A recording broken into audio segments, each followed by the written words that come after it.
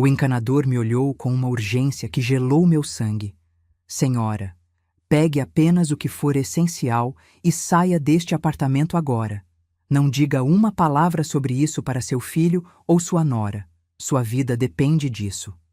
Suas mãos tremiam enquanto guardava as ferramentas. Foi então que percebi que o problema no meu banheiro não era um simples vazamento. Era algo muito mais sinistro, algo que nunca imaginei que encontraria nas paredes do lugar que eu chamava de lar. Mas antes de continuar, confira se você já está inscrito no canal e escreva nos comentários. De onde você está assistindo este vídeo? Adoramos saber até onde nossas histórias estão chegando. Tudo começou numa terça-feira comum. Eu estava preparando o café da manhã na pequena cozinha do apartamento que dividia com meu filho Carlos e sua esposa Renata. Aos 68 anos, morar com familiares parecia a opção sensata após a morte do meu marido. Carlos insistiu que eu vendesse minha casa e me mudasse para o apartamento deles há cerca de 1 ano. Mamãe, você não pode ficar sozinha naquela casa enorme. É perigoso na sua idade, ele argumentou, com aquela preocupação que sempre demonstrou. Relutei no início. Afinal, aquela casa guardava 40 anos de memórias. O crescimento de Carlos, os aniversários, os natais, toda uma vida construída ao lado do meu falecido esposo. Mas aos poucos, a solidão se tornou pesada demais. E assim vendi a casa por um valor considerável e me mudei para o quarto de hóspedes do apartamento de Carlos e Renata. Na primeira semana, tudo parecia perfeito. Eles eram atenciosos, me incluíam nas refeições, perguntavam sobre meu dia. Mas gradualmente, algo começou a mudar. Não consigo precisar exatamente quando, mas percebi que me cansava com mais facilidade. Tinha dores de cabeça frequentes, tontura ocasional. Atribuía ao estresse da mudança, a idade avançando. Quem, aos 68 anos, não tem alguma queixa física, não é mesmo? Foi quando notei um pequeno vazamento no banheiro que uso. Uma mancha de umidade se formou no teto, bem acima do chuveiro. Comentei com Carlos durante o jantar. Filho, acho que tem um vazamento no banheiro do meu quarto. Ele parou de mastigar e trocou um olhar rápido com Renata. Algo naquele olhar me incomodou, mas não soube dizer o porquê. Deixa eu ver depois, mãe, respondeu, voltando sua atenção para o prato. 3 dias se passaram e a mancha aumentou. A água começou a pingar no chão do banheiro. Mencionei novamente o problema. Não se preocupe, mamãe. Vou chamar alguém amanhã sem falta, prometeu Carlos, evitando meu olhar. Na manhã seguinte, enquanto tomava meu café, ouvi a campainha. Carlos já havia saído para o trabalho e Renata estava no quarto. Atendi a porta e me deparei com um homem de meia idade, estatura mediana, usando um uniforme azul desgastado. Bom dia, senhora. Sou Roberto, o encanador. Vim verificar um vazamento? Levei-o até o banheiro e mostrei a mancha no teto. Ele examinou com atenção, pediu licença para verificar o apartamento de cima e voltou cerca de 20 minutos depois. Preciso dar uma olhada dentro da parede, explicou. O problema parece ser na tubulação interna. Enquanto ele trabalhava, fui preparar o almoço. Renata saiu do quarto, me cumprimentou brevemente e saiu do apartamento sem dizer para onde ia. O silêncio foi quebrado pelo som de Roberto me chamando do banheiro. Sua voz estava diferente, tensa. Senhora, pode vir aqui um momento? Ao entrar no banheiro, vi que ele havia aberto um pequeno buraco na parede. Seu rosto estava pálido, gotas de suor na testa. Olhou ao redor, como se verificasse se estávamos realmente sozinhos. O que foi? Encontrou o problema? Encontrei algo, mas não é um problema de encanamento, respondeu em voz baixa. A senhora mora aqui há quanto tempo? Pouco mais de 1 ano. Por quê? Ele hesitou, como se escolhesse cuidadosamente as palavras. Senhora, há algo instalado dentro desta parede que não deveria estar aqui. Algo perigoso. Meu coração acelerou. Que tipo de coisa? Ele apontou para o buraco na parede. Veja por si mesma. Me aproximei e olhei através da abertura. No começo, só vi tubulações normais, mas então notei algo diferente. um pequeno dispositivo com tubos finos conectados a um reservatório transparente cheio de um líquido esverdeado. O que é isso? É um sistema de dispersão de substâncias no ar. Está conectado ao sistema de ventilação deste banheiro e libera pequenas quantidades de químicos todas as vezes que a senhora liga o chuveiro ou usa água quente. Ele fez uma pausa. O vapor ajuda a dispersar a substância, que então é inalada. Mas isso não faz sentido. Por que alguém colocaria algo assim no meu banheiro? Roberto respirou fundo antes de responder. Senhora, tenho 25 anos de experiência. Já vi de tudo em casas e apartamentos, mas isso... Ele balançou a cabeça. Isso foi feito para envenenar alguém lenta e gradualmente. Um calafrio percorreu minha espinha. Envenenar? Os sintomas seriam sutis no início. Cansaço, dores de cabeça, tontura, fraqueza. Com o tempo, os problemas respiratórios se agravariam, seguidos por falência de órgãos. Pareceria uma morte natural em uma pessoa de idade. As palavras dele me atingiram como um soco. Todos os sintomas que eu vinha experimentando nos últimos meses não eram da idade. Alguém estava me envenenando deliberadamente, e só havia 2 pessoas que tinham acesso àquele apartamento além de mim. Quem instalou isso sabe exatamente o que está fazendo, continuou Roberto. É um trabalho profissional, feito para não ser detectado. Carlos trabalha com química industrial, murmurei, sentindo meu mundo desmoronar. E o dinheiro da venda da sua casa? Está em uma conta conjunta. Carlos disse que seria mais fácil para administrar minhas finanças. Roberto pegou sua caixa de ferramentas e tirou um pequeno frasco. Vou coletar uma amostra deste líquido como prova. A senhora precisa sair daqui imediatamente. Não leve muita coisa, apenas documentos importantes e alguns pertences pessoais. E não mencione nada sobre isso para seu filho ou a esposa dele. Para onde vou? Tenho um amigo que administra uma pousada a algumas quadras daqui. É segura e discreta. Depois, procuramos a polícia juntos. Enquanto ele coletava a amostra, voltei para meu quarto em estado de choque. Meu próprio filho, o bebê que carreguei no colo, que ensinei a andar, a ler, a quem dediquei toda a minha vida. Agora planejava minha morte lenta, provavelmente para ficar com o dinheiro da venda da minha casa. Peguei minha bolsa e coloquei meus documentos, cartões bancários, uma troca de roupa e os poucos medicamentos que tomava regularmente. Antes de sair, olhei para a foto que mantinha na mesa de cabeceira. Carlos, com 5 anos, sorrindo enquanto eu o abraçava. Como chegamos a este ponto? Quando voltei ao banheiro, Roberto já havia fechado o buraco na parede de forma a não deixar evidências de que havia sido aberto. Está pronta? Assenti, incapaz de falar. Quando chegamos à porta do apartamento, ele parou. Um último conselho. Responda normalmente se ele ligar. Diga que saiu para fazer compras ou visitar uma amiga. Não desperte suspeitas até estarmos seguros. Enquanto fechava a porta do apartamento, não imaginava que seria a última vez que veria aquele lugar como meu lar. Também não sabia que as próximas 24 horas seriam as mais aterrorizantes da minha vida. O caminho até a pousada foi feito em silêncio.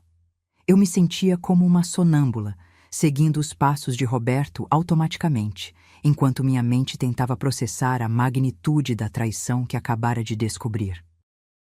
As ruas familiares do bairro onde morava há um ano agora pareciam estranhas e hostis. A pousada era um prédio antigo de 2 andares, discretamente localizada em uma rua lateral. Roberto explicou à recepcionista que eu era sua tia e precisava de um quarto por alguns dias. Não fiz perguntas sobre a mentira. Naquele momento, qualquer história que me mantivesse segura era bem-vinda. O quarto era simples: uma cama de solteiro, um armário pequeno e uma janela que dava para um pátio interno. Roberto verificou a fechadura da porta e da janela, satisfeito com a segurança. A senhora vai ficar bem aqui por enquanto, disse ele, colocando a amostra do líquido esverdeado em cima da mesa. Vou fazer algumas ligações. Conheço um policial de confiança que pode nos ajudar. Assim que fiquei sozinha, a realidade da situação desabou sobre mim. Sentei-me na beirada da cama e chorei como não chorava desde a morte do meu marido. Não era apenas o medo pela minha vida, mas a dor dilacerante da traição. Como Carlos pôde fazer isso comigo? O que eu fiz para merecer tal crueldade do meu único filho? Meu celular tocou, interrompendo meus pensamentos. Era ele. Respirei fundo, lembrando do conselho de Roberto. Oi, filho, respondi, tentando soar normal. Mãe, onde você está?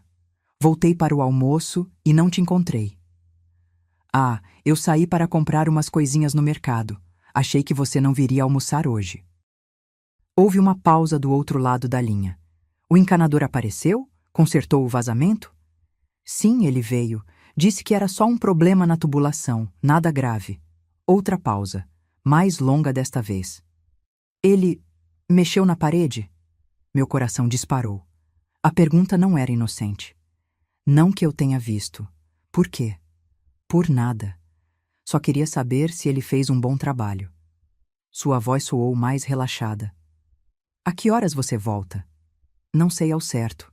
Depois do mercado, pensei em visitar Dona Teresa. Improvisei o nome de uma amiga imaginária. Faz tempo que não a vejo. Tudo bem, mas não se esqueça de tomar seus remédios no horário certo, mãe. Os remédios. Uma nova onda de horror me atingiu. Será que eles também estavam adulterados? Quantas camadas tinha esta conspiração? Não vou esquecer. Até mais tarde, filho. Desliguei o telefone com as mãos trêmulas. A familiaridade com que conversamos, como se nada estivesse errado, como se ele não estivesse lentamente me matando, me deixou nauseada. Roberto retornou cerca de 1 hora depois, acompanhado de um homem que se apresentou como investigador Marcos. Ele era alto, de aparência séria, com cabelos grisalhos nas têmporas. Senhora Elisa, Roberto me contou sobre sua situação. Primeiro, quero que saiba que está segura aqui.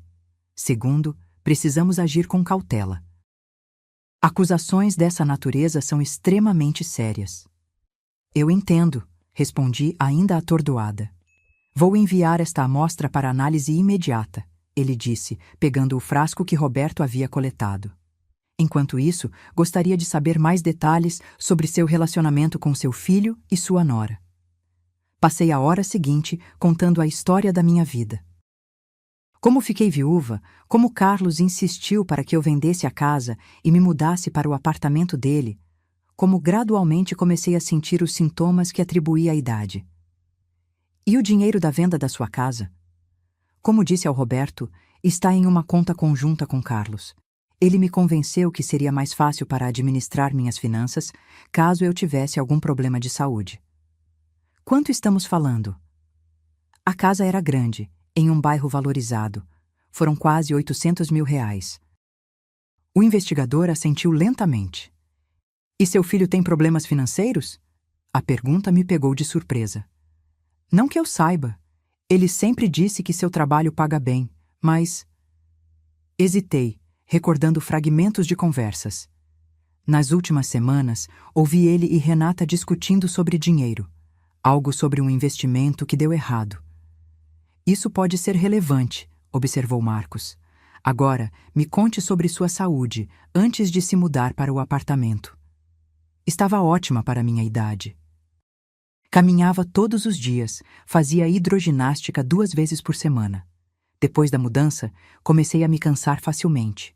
As dores de cabeça começaram, tontura, falta de ar ocasional. E seu filho ou nora já sugeriram que você consultasse um médico? Carlos insistiu várias vezes. Cheguei a ir ao médico, que atribuiu tudo ao estresse e à idade. Receitou vitaminas e sugeriu que eu reduzisse atividades físicas. Eles alguma vez mencionaram um testamento ou seguro de vida? A pergunta me fez lembrar de algo. Carlos mencionou recentemente que eu deveria fazer um testamento. Disse que era importante para minha tranquilidade. Perguntou também se eu tinha um seguro de vida. Roberto, que estivera calado até então, interveio. Investigador, se eles perceberam que o dispositivo foi descoberto... Podem tentar acelerar o processo, completou Marcos, com expressão grave. Precisamos tirar a senhora daqui o quanto antes. Para onde? Perguntei, sentindo uma nova onda de pânico. Temos casas de proteção para testemunhas. A senhora ficará em um local seguro até resolvermos esta situação. Meu celular tocou novamente. Carlos. Mostrei a tela para o investigador. Atenda normalmente, instruiu. Diga que ainda está com sua amiga e que talvez passe a noite lá porque está tarde. Nada de suspeito. Respirei fundo e atendi. Oi, filho. Mãe, já são quase 7 da noite. Você ainda não voltou. Estou na casa da Teresa. Perdemos a noção do tempo conversando. Teresa? Que Teresa? Meu sangue gelou. Cometi um erro. Minha amiga do grupo de leitura da biblioteca. Você não a conhece. Mãe, você não frequenta nenhum grupo de leitura. Senti o pânico crescendo. Comecei há poucas semanas.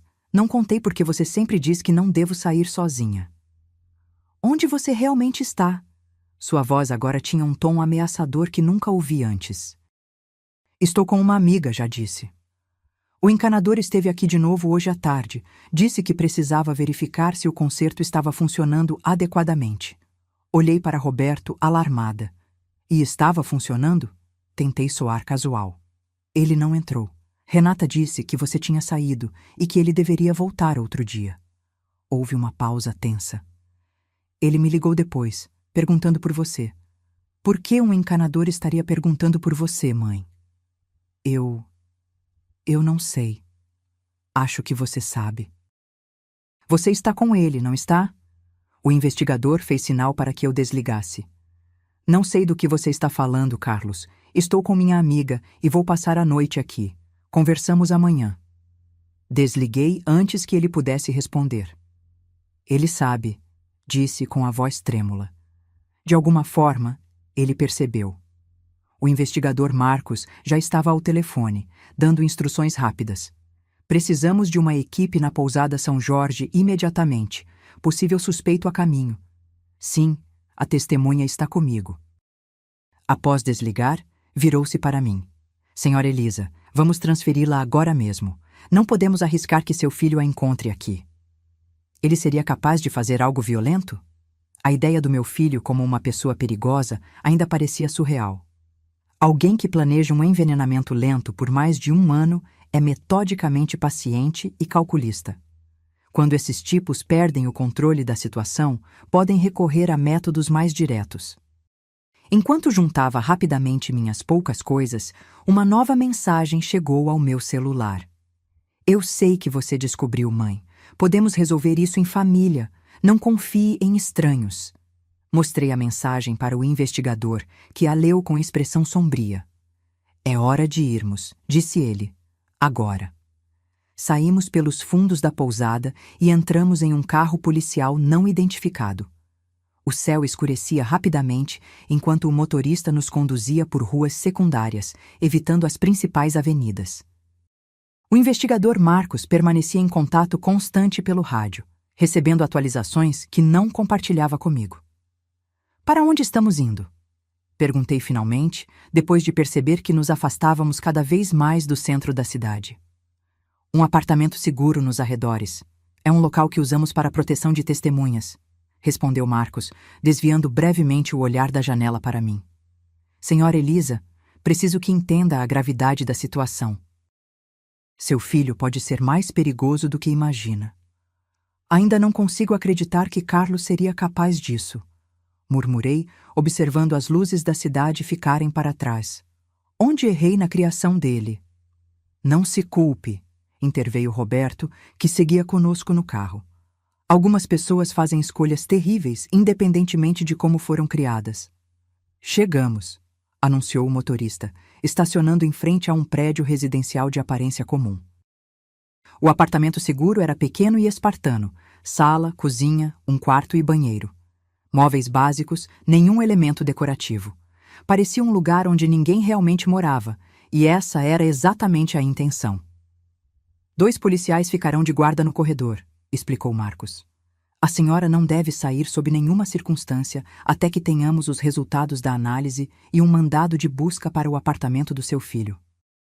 Quanto tempo vai demorar? Com sorte, teremos os resultados preliminares pela manhã. Se confirmarem substâncias tóxicas, conseguiremos o mandado rapidamente. O investigador deixou um telefone pré-programado comigo. Use apenas este aparelho. Seu celular pessoal pode ser rastreado. Depois que todos saíram, sentei-me na beirada da cama, exausta física e emocionalmente. O silêncio do apartamento era opressivo. Pela primeira vez desde que Roberto encontrou o dispositivo na parede do meu banheiro, tive tempo para realmente processar o que estava acontecendo.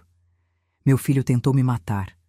A frase ecoava na minha mente, absurda e incontestável ao mesmo tempo.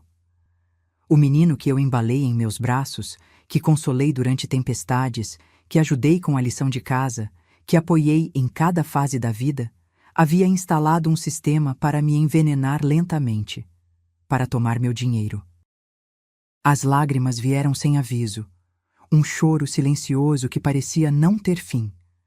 Chorei pela perda do filho que achava que tinha, pela traição que nunca poderia ser reparada, pelo futuro que havia imaginado e que agora estava destruído. O telefone que Marcos deixou tocou, me sobressaltando. Senhora Elisa, aqui é o investigador Marcos. Temos uma situação. Seu filho foi até a pousada procurando por você. Meu coração acelerou. Ele fez alguma coisa? Confrontou o gerente, exigindo saber se você estava lá. Quando foi informado que não, pediu para verificar os registros de hóspedes. O gerente recusou, seguindo nossas instruções, e seu filho ficou bastante agitado. Tivemos que intervir. Vocês o prenderam? Não tínhamos base legal ainda. Apenas o questionamos e o advertimos sobre seu comportamento. Ele negou qualquer má intenção. Disse que estava apenas preocupado com sua mãe idosa que saiu sem avisar. E você acreditou nele? Claro que não. Mas temos que seguir os procedimentos legais. O importante é que ele não sabe onde você está agora. Após desligar, tentei descansar, mas o sono não vinha. Cada ruído no corredor me sobressaltava. Mesmo sabendo que havia policiais de guarda, não conseguia me sentir segura. Meu próprio filho queria me matar. Que segurança poderia existir depois disso? Por volta das 3 da manhã, o telefone tocou novamente. Senhora Elisa, aqui é o investigador Marcos. Desculpe ligar a esta hora, mas tenho novidades. O laboratório fez uma análise preliminar da amostra que coletamos. E detectaram arsênico, além de outras substâncias tóxicas, em doses que, com exposição contínua, causariam exatamente os sintomas que a senhora descreveu, levando eventualmente à falência múltipla de órgãos. Mesmo já suspeitando, ouvir a confirmação foi devastador. Com este resultado, consegui um mandado de busca para o apartamento do seu filho. Uma equipe está a caminho neste momento. Ele vai ser preso? Se encontrarmos evidências suficientes no apartamento, sim. Tente descansar. Atualizarei a senhora pela manhã. Mas o descanso não veio. Passei as horas seguintes revivendo momentos da minha vida com Carlos. Seu primeiro dia de escola, sua formatura, o dia em que conheceu Renata, seu casamento. Em todos esses momentos, eu estava lá, orgulhosa, apoiando-o incondicionalmente. E como ele retribuiu? Planejando minha morte como se eu fosse um inconveniente, um obstáculo entre ele e meu dinheiro. O telefone tocou novamente pouco depois do amanhecer. Senhora Elisa, temos novidades importantes. A equipe revistou o apartamento durante a madrugada. E encontraram algo? Sim. Seu filho aparentemente percebeu que o dispositivo foi descoberto e tentou removê-lo, mas não teve tempo de eliminar todas as evidências.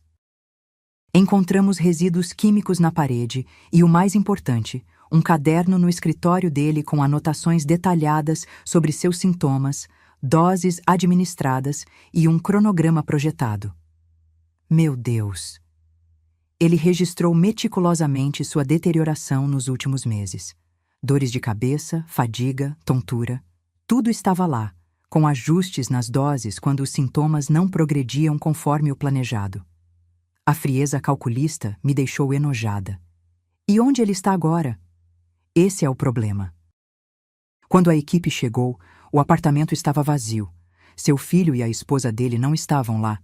Emitimos um alerta de busca, mas ainda não foram localizados. Um novo medo se apoderou de mim. Você acha que eles fugiram? É possível, mas também existe outra possibilidade. Ele hesitou. Qual?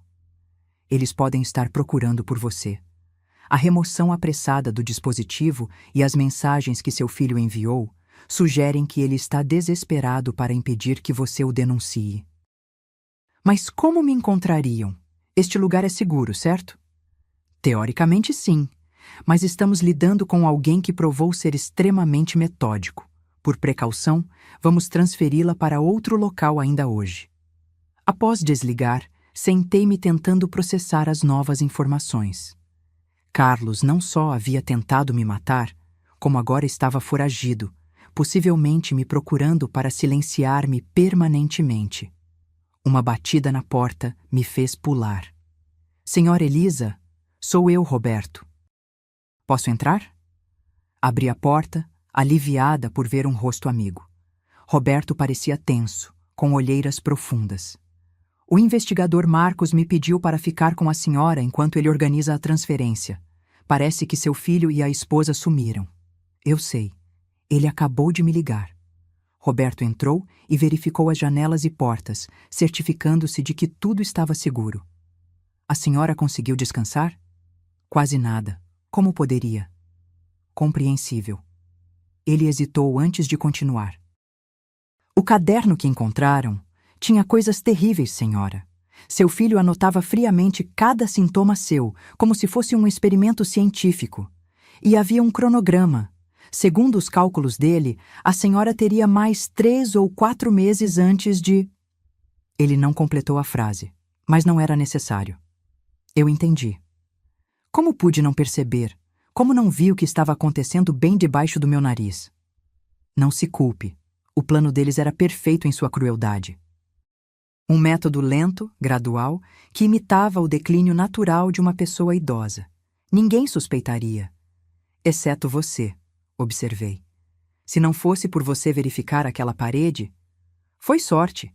Muitos encanadores teriam apenas consertado o vazamento, sem investigar mais a fundo. O telefone tocou novamente. Roberto atendeu, trocou algumas palavras em voz baixa e desligou.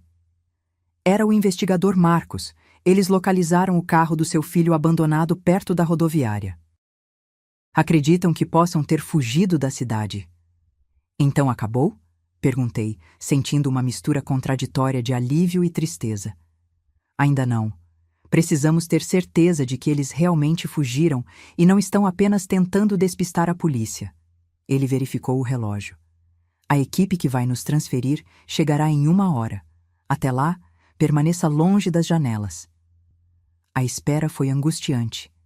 Cada minuto parecia uma eternidade, enquanto eu refletia sobre o que o futuro reservava.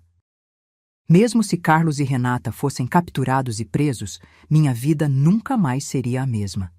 A confiança que tinha nas pessoas, especialmente naquelas mais próximas, estava irremediavelmente quebrada. Roberto permaneceu alerta, verificando periodicamente o corredor através do olho mágico da porta. De repente, ele ficou tenso. — O que foi? Perguntei, percebendo sua mudança de postura.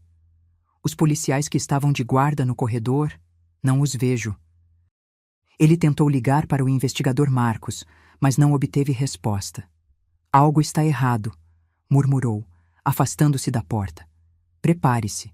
Podemos precisar sair daqui rapidamente. Um silêncio opressivo tomou conta do pequeno apartamento. Roberto desligou as luzes e me fez um sinal para me afastar das janelas. Seus olhos, antes gentis e reconfortantes, agora estavam alertas, escaneando cada canto do cômodo. Os policiais deveriam estar visíveis no corredor, sussurrou. E o investigador Marcos sempre atende na primeira chamada. Você acha que... Carlos... Mal consegui pronunciar o nome do meu filho, agora carregado de um significado sombrio que jamais imaginei possível. Não podemos arriscar. Vamos sair pelos fundos. Roberto verificou o telefone mais uma vez, sem sucesso. Há uma escada de incêndio no final do corredor. Se conseguirmos chegar lá sem sermos vistos... Um som no corredor interrompeu suas palavras. Passos aproximando-se lentamente da nossa porta. Não eram os passos firmes e rítmicos de policiais em serviço, mas algo cauteloso, como de alguém tentando não ser ouvido. Roberto pegou uma faca na pequena cozinha e me fez sinal para segui-lo até o banheiro, o único cômodo sem janelas ou acesso externo. Mal havíamos entrado quando ouvimos um suave clique metálico na fechadura da porta principal. Meu coração batia tão forte que temia que pudesse ser ouvido. Ali, encurralada no banheiro de um apartamento desconhecido, eu estava prestes a confrontar a realidade da traição do meu filho de uma forma que nunca imaginei possível. A porta do apartamento se abriu com um rangido suave. Passos lentos atravessaram a sala, parando ocasionalmente como se quem quer que fosse estivesse verificando cada canto. "Mãe?" A voz de Carlos quebrou o silêncio, fazendo meu sangue gelar. "Sei que está aqui." Vi os policiais saírem. Estamos sozinhos agora. Roberto Cotentar novamente me continuar. Roberto colocou um dedo sobre os lábios, sinalizando silêncio absoluto. Estávamos encurralados no pequeno banheiro, a faca improvisada como única defesa. Os passos de Carlos se aproximavam lentamente. "Mãe, sei que você descobriu nosso pequeno... projeto." Sua voz soava estranhamente calma. Não era para ser assim. Tudo poderia ter sido tão simples se aquele encanador intrometido não tivesse aparecido. Prendi a respiração quando a maçaneta da porta do banheiro girou suavemente. Trancada. A única barreira física entre nós e meu filho. "Por favor, mãe, precisamos conversar. Não é o que você está pensando", continuou ele, a voz agora próxima à porta. "Renata e eu só estávamos tentando ajudar. Você estava ficando mais velha, precisando de mais cuidados. O dinheiro seria para custear seu tratamento." Mentiras. Cada palavra uma mentira calculada. As lágrimas escorriam silenciosamente pelo meu rosto enquanto eu ouvia meu próprio filho distorcer a realidade, tentando justificar uma tentativa de assassinato. "Abra a porta, mãe. Vamos resolver isso em família."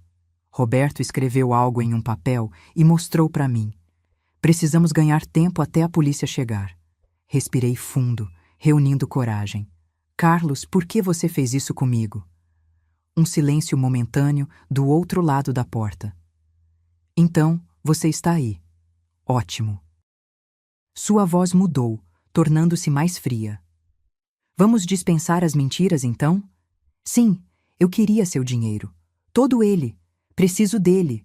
Devo muito a pessoas perigosas." "Quanto você deve?" perguntei tentando mantê-lo falando. "Mais do que você pode imaginar. Apostas, investimentos errados, 500.000, talvez mais. Eles ameaçaram Renata. Ameaçaram queimar nosso apartamento com a gente dentro." Houve uma pausa. "Era você ou nós, mãe? Uma escolha fácil, na verdade." "E o dispositivo na parede?" "Ideia da Renata. Ela tem formação em química. Sabia como fazer parecer uma morte natural. Ninguém questionaria uma senhora de 68 anos morrendo de problemas respiratórios ou falência cardíaca." Ele bateu suavemente na porta. "Agora abra. Ou eu derrubo esta porta." Roberto apontou para a janela do banheiro. Pequena, mas talvez suficiente para eu passar. Ele começou a forçá-la silenciosamente enquanto eu mantinha Carlos distraído. "Como você me encontrou?" perguntei, ganhando tempo. Seguimos o encanador. Ele nos levou direto até a pousada. Depois, foi só questão de verificar com qual policial ele falou, seguir o carro. Sempre fui bom em seguir pessoas sem ser notado. Um estrondo na porta me fez pular. Carlos começara a forçá-la. "Chega de conversa, mãe. Não tenho mais tempo." A janela finalmente cedeu. Roberto fez sinal para que eu subisse primeiro. Era apertado, mas possível. Enquanto me içava pelo batente, ouvi o som da madeira rachando. A porta do banheiro estava cedendo aos golpes. Você não vai a lugar algum, gritou Carlos, sua voz perdendo toda a pretensão de calma. Consegui passar pela janela e me vi em uma plataforma metálica, parte da escada de incêndio do prédio. Roberto veio logo atrás, mais ágil que eu esperava para alguém de sua idade e porte. Depressa, sussurrou, apontando para baixo. Temos que descer antes que ele nos alcance. A escada de metal rangeu sob nossos pés enquanto descíamos rapidamente. Chegando ao segundo andar, ouvimos um barulho acima de nós. Carlos havia conseguido passar pela janela do banheiro e agora nos perseguia. Mãe, volte aqui! Sua voz ecoou pelo beco, distorcida pela raiva. Não tem para onde correr! Continuamos descendo até o térreo. Minhas pernas doíam, meu coração parecia prestes a explodir, mas o medo me impulsionava. Ao chegarmos ao chão, Roberto me puxou em direção à rua principal. A delegacia fica a 3 quadras, ofegou. Se conseguirmos chegar lá... Um barulho metálico nos fez olhar para trás. Carlos havia pulado os últimos degraus e agora corria em nossa direção. Em sua mão, algo refletiu a luz do sol nascente, uma faca muito maior que a nossa improvisada. Corra! Gritou Roberto, empurrando-me à frente enquanto se virava para enfrentar meu filho. Não! Roberto! Gritei, mas ele já estava posicionado, determinado a me dar tempo para escapar. Vá para a delegacia, agora! Corri como não corria há décadas, cada passo uma agonia para minhas articulações envelhecidas. Atrás de mim, ouvi gritos e sons de luta. Não olhei para trás. Não podia. Se parasse, seria o fim. A rua principal estava quase vazia naquele início de manhã. Um motorista de táxi me olhou assustado quando apareci correndo e gritando na esquina. Socorro! Polícia! Preciso ir para a delegacia! O homem, vendo meu estado de pânico, abriu a porta do carro. Entre, senhora! Mal havia entrado quando vi Carlos emergir do beco, suas roupas manchadas de vermelho. Nossos olhares se encontraram por um breve momento. Não reconheci a pessoa que me encarava. Seus olhos estavam vazios de qualquer humanidade ou amor filial. Dirija! Por favor, dirija! Gritei ao taxista, que arrancou imediatamente. Olhando pelo vidro traseiro, vi Carlos tentando nos seguir, mas logo ficou para trás. No entanto, seu rosto, aquela máscara de ódio que substituiu as feições do meu filho, ficou gravado na minha memória. Senhora, o que aconteceu? Perguntou o taxista, olhando-me pelo retrovisor. Meu filho. As palavras pareciam absurdas mesmo quando as pronunciei. Meu filho tentou me matar. O táxi parou em frente à delegacia 3 minutos depois. Entrei tropeçando, ainda em estado de choque, gritando por ajuda. Um policial jovem correu para me amparar. Senhora, acalme-se. O que houve? Investigador Marcos. Preciso falar com ele. Roberto, meu filho atacou ele. No apartamento de proteção. Por favor, rápido. Minha fala desconexa causou confusão inicial, mas a menção ao apartamento de proteção e ao investigador Marcos foi suficiente para mobilizar a equipe. Logo estava em uma sala com o delegado, relatando freneticamente os eventos, enquanto viaturas eram despachadas para o local. O senhor Roberto... Ele ficou para trás para me proteger, disse, a voz embargada. Meu filho estava armado. Estamos enviando ambulâncias e reforços, garantiu o delegado. A senhora está segura agora. Mas eu não me sentia segura. Não me sentiria segura nunca mais. Não enquanto Carlos estivesse livre. Não depois de ver aquele olhar em seus olhos, o olhar de alguém que havia cruzado um limite do qual não havia retorno. Os minutos seguintes se arrastaram como horas. Sentada na sala do delegado, enrolada em um cobertor que alguém gentilmente colocou sobre meus ombros, eu esperava por notícias com o coração apertado. Pensava em Roberto, que arriscou sua vida por mim, uma estranha que conhecera há apenas 2 dias. E pensava em Carlos, o menino que eu havia criado, que se transformara em um monstro disposto a matar a própria mãe por dinheiro. Quando o telefone na mesa do delegado tocou, senti meu corpo inteiro tensa. Ele atendeu, ouviu por alguns momentos e desligou com expressão grave. Encontraram seu filho, disse finalmente.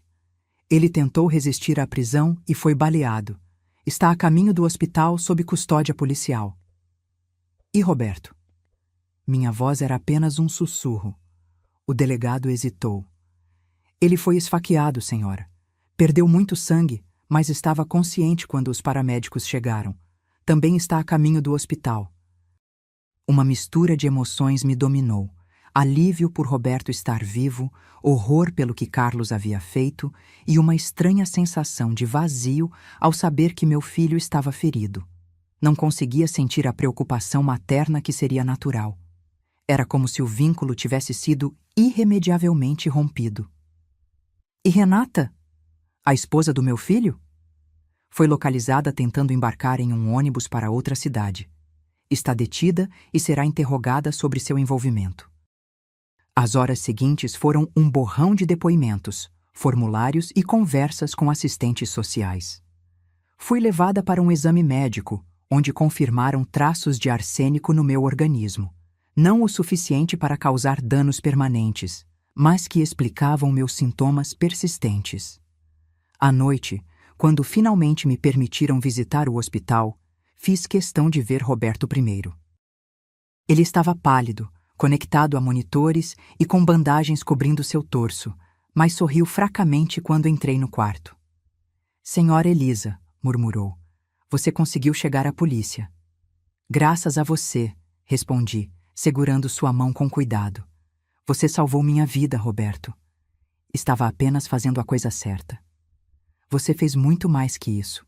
Arriscou tudo por uma estranha. Ele tentou se ajustar na cama, fazendo uma careta de dor. Perdi minha mãe para um caso semelhante. Meu irmão a envenenou por anos antes que descobríssemos. Quando vi aquele dispositivo na sua parede, não podia deixar acontecer de novo. Aquela revelação me chocou. Seu irmão, o que aconteceu com ele? Está preso, 10 anos de sentença. Ele fez uma pausa, respirando com dificuldade. Seu filho será julgado pelos crimes dele, assim como Renata. Assenti silenciosamente. O médico entrou, indicando que meu tempo estava acabando. Descanse, disse a Roberto antes de sair. Voltarei amanhã. No corredor, uma policial me esperava. Senhora Elisa, seu filho está consciente. Ele solicitou vê-la. Não é obrigada a me atender o pedido. Por um longo momento, fiquei paralisada diante daquela escolha. Parte de mim queria fugir, nunca mais olhar para o rosto de Carlos.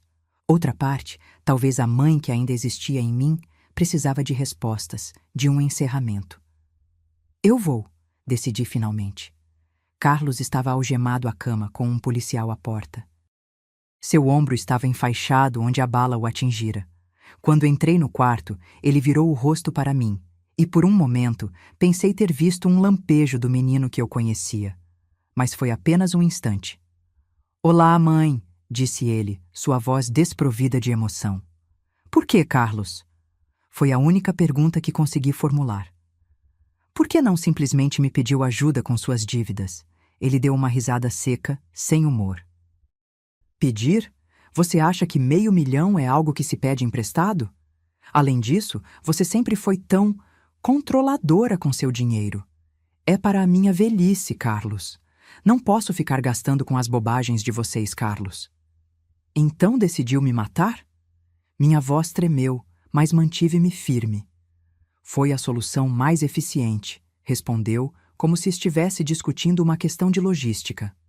Rápido demais seria suspeito. Lento demais, arriscado. Renata calculou o equilíbrio perfeito. Seu desapego me enojou. Era como se estivesse falando com um estranho. Você não sente nada? Nem um pingo de remorso?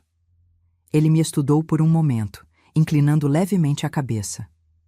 Sinto raiva por ter falhado, por ter subestimado um encanador intrometido, por ter sido descuidado. Fez uma pausa. Remorso? Não. Era você ou eu, mãe. No fim das contas, escolhi a mim mesmo.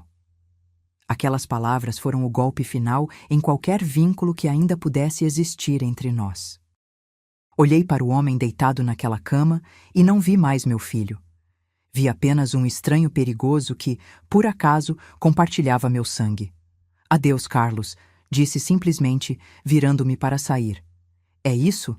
Não vai lutar por mim? Não vai contratar advogados caros para seu precioso filho? Sua voz tinha um tom de escárnio. Parei na porta, olhando-o uma última vez. Meu filho morreu no momento em que decidiu me matar. A pessoa que vejo agora é apenas um criminoso que enfrentará as consequências dos seus atos. Saí sem olhar para trás, sentindo um estranho alívio. O vínculo estava rompido, a decisão tomada. Eu seguiria adiante sem o peso da culpa ou da responsabilidade por suas escolhas. 6 meses se passaram desde aquela manhã fatídica. O julgamento de Carlos e Renata foi rápido, com evidências irrefutáveis. O caderno com anotações meticulosas sobre meus sintomas, os resíduos químicos, meus exames médicos e os depoimentos de Roberto e dos policiais formaram um caso sólido. Carlos foi condenado a 25 anos por tentativa de homicídio qualificado. Renata recebeu 18 anos como cúmplice e por ter fornecido os conhecimentos químicos para o plano. Nenhum dos dois demonstrou remorso durante o processo. Roberto se recuperou completamente dos ferimentos e nos tornamos amigos próximos. Sua coragem e integridade foram um lembrete de que ainda existem pessoas boas no mundo, mesmo quando aqueles que deveriam ser os mais confiáveis nos traem. Vendi o apartamento que tinha comprado com o dinheiro da minha antiga casa e me mudei para uma pequena cidade litorânea, longe das memórias e da dor. Com o dinheiro restante, criei uma fundação para ajudar idosos vítimas de abuso familiar. Uma realidade mais comum do que a maioria das pessoas imagina. Hoje, sentada na varanda da minha nova casa, observando o mar, reflito sobre tudo o que aconteceu. A dor nunca desaparecerá completamente. Como poderia? Perder um filho para a prisão é devastador. Perder um filho para a ganância e a crueldade é ainda pior. Mas há uma estranha paz em finalmente enxergar a verdade, por mais dolorosa que seja. As pessoas me perguntam como consigo seguir em frente depois de tamanha traição. A resposta não é simples. Cada dia é uma escolha consciente de não permitir que o que Carlos fez defina o restante da minha vida, de não deixar que a amargura consuma o tempo que me resta. Aprendi que família não é apenas sangue. Roberto, que não tinha nenhuma obrigação comigo, arriscou tudo para me salvar. Os policiais que me protegeram, os assistentes sociais que me ajudaram a reconstruir minha vida e os novos amigos que fiz nesta comunidade, todos eles se tornaram minha família por escolha. Também aprendi a confiar em meus instintos. Haviam sinais que ignorei, pequenos momentos de desconforto que reprimi porque acreditava que um filho jamais machucaria a própria mãe. Agora sei que a maldade pode existir em qualquer lugar, mesmo nas pessoas que pensamos conhecer intimamente. Às vezes, quando o sol se põe sobre o oceano, penso no menino que Carlos foi um dia.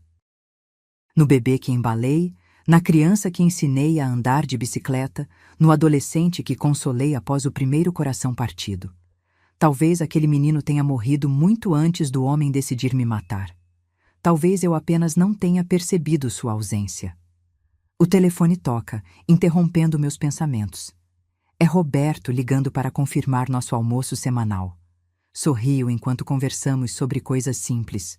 O clima, um livro que ele está lendo, a exposição de arte local que planejamos visitar. A vida segue, não da maneira que planejei, mas de formas surpreendentes e às vezes maravilhosas. Descobri uma força em mim que não sabia que existia. Aprendi que mesmo aos 68 anos é possível recomeçar, construir algo novo das cinzas de uma vida que desmoronou. A traição do meu filho me ensinou a mais dolorosa das lições, mas também me libertou de uma maneira que nunca imaginei possível. Hoje, vivo cada dia plenamente, apreciando as pequenas alegrias, cultivando amizades verdadeiras e ajudando outros a superarem suas próprias traições familiares. E quando as memórias dolorosas tentam me puxar de volta para a minha escuridão, olho para o oceano e me lembro. Assim como as ondas, a vida continua a se mover, incansável, imparável, sempre em frente. Agora, se você gostou dessa história, clica em se inscrever e me diz nos comentários qual parte te deixou de queixo caído. Ah, e não esqueça de se tornar membro para ter acesso a vídeos exclusivos que não posto aqui. Te espero lá.